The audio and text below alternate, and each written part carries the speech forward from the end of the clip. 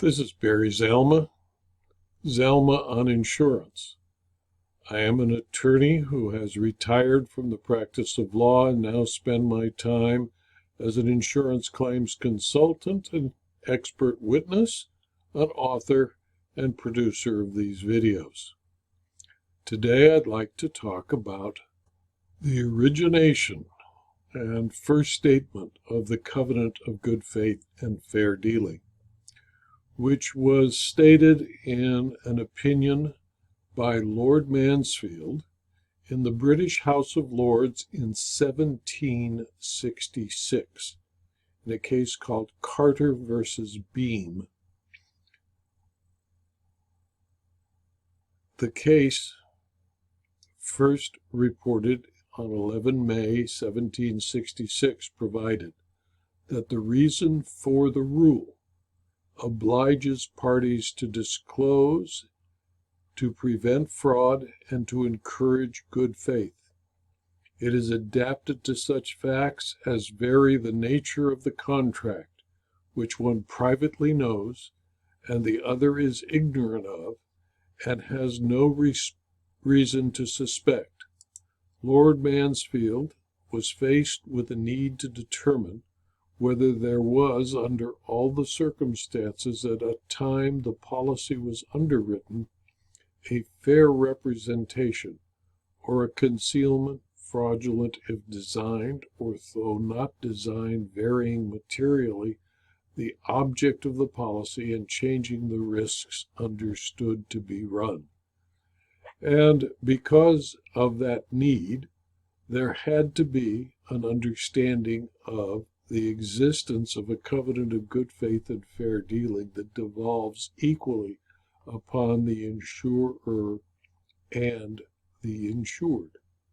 Lord Mansfield found that an ethical underwriter, with knowledge of the risks being taken equal to or better than that of the person insured, would not in good faith claim that material facts were concealed from him, because utmost good faith required the underwriter to use his superior knowledge to favor the insured. Later, in Whitcomb versus Whiting, also decided by Lord Mansfield in the 18th century, several years after the decision in Carter versus Boehm, held that an admission by one joint debtor was the admission of all, and that the law raises a promise to pay when the debt is admitted to be due. It is no answer for a person insured to say that the error or suppression of a material fact was the result of a mistake, an accident, forgetfulness, or even inadvertence. It is enough that the insurer has been misled, and has thus been induced to enter into a contract which, if it had received correct and full information, the insurer would either have declined or would have accepted insurance upon different terms. Even if no fraud was intended by the person insured, it is nevertheless a fraud upon the underwriter and makes the policy void. The insured, by failing to act ethically, empowers an ethical insurer to declare the policy void as a result of the deception. Ethical underwriters and claimsperson should never use technicalities to reach a decision on a policy or a loss. Rather, the ethical underwriter or claimsperson must apply the facts to the issue raised and provide the indemnity promised.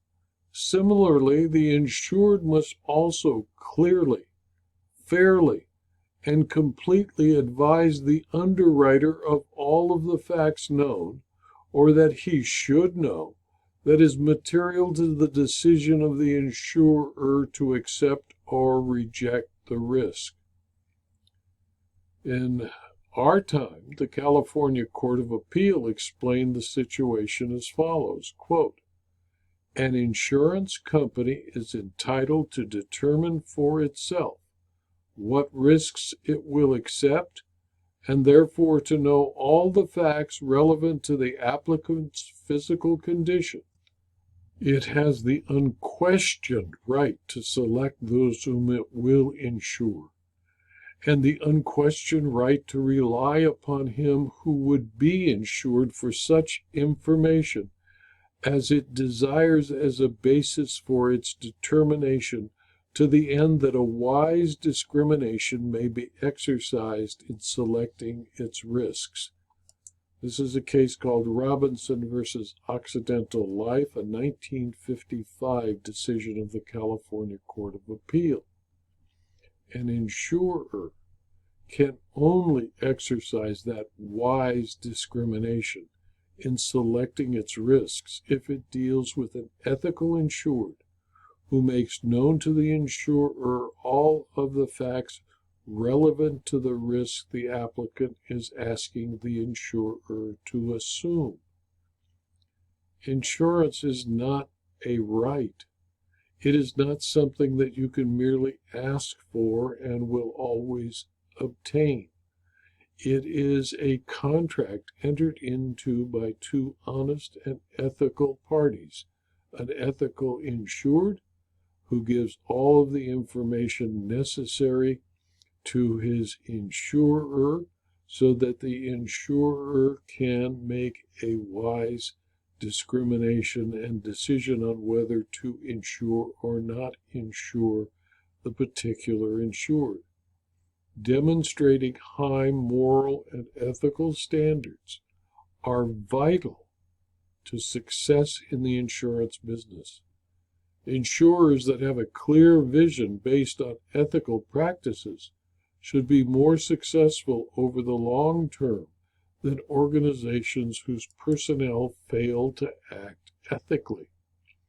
Ethical insurers seldom face litigation for the tort of bad faith, breach of the covenant of good faith and fair dealing, and should never see a verdict concluding the insurer breached the covenant.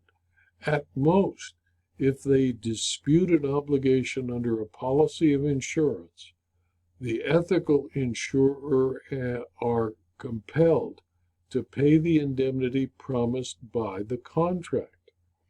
Unethical insurers who breach the covenant are compelled by the tort of bad faith to pay both contract and tort damages. Ethical values in an organization like an insurer are logically connected with success of that organization. Success follows ethical behavior because the insurer that stresses high ethical standards will also stress quality, fair and thorough claims service, and honest underwriting. It is quality claim service that the contract of insurance promises. The insurer that provides consistent, quality insurance claim service will usually be successful over a period of time. The business of insurance cannot be graded based on its success over a 3-month period. Rather, the success of an insurer is best graded upon its operations over 3 decades, and insurers must resist accountants and financial advisors who wish to rate the insurer's actions on a quarterly basis. The claims professional, the adjuster, may be the only contact a policyholder ever makes with the insurer. The quality of the service provided by the claims adjuster, supported by the high ethical values of the insurer, has a direct bearing on all future relationships and contact with the policyholder and all members of his extended family, friends, co-workers, and colleagues. Reasonable people seeking insurance will usually be willing to pay more for honest, professional, ethical service than for promises of service that are never delivered. When a policyholder is not treated ethically in his or her presentation of a claim, he or she will tell his or her friends, neighbors, relatives, and everyone with whom he or she is connected on social media, and the insurer's customer base will shrink exponentially. To understand the connection between ethics and quality service, it is important to understand the meaning of ethical values in the insurance contract. The ethical insurer and its ethical claims and underwriting staff must treat the persons it insures and claimants with whom they come in contact honestly, fairly, and with utmost good faith. The contact must reflect the highest integrity, respect, and empathy for the people who need the service of the insurer. Finally, the insurer must reflect a high level of trustworthiness, fairness, honesty, and personal accountability. Vince Lombardi, the great football coach, reportedly said, quote, "The quality of a person's life is in direct proportion to their commitment to excellence, regardless of the chosen field of endeavor," close quote. The statement applies equally to football, about which Lombardi was speaking, and insurance. Excellence in the organization depends on the high ethical values and excellence in keeping the promises made by an insurance policy by the insurer's employees and officers.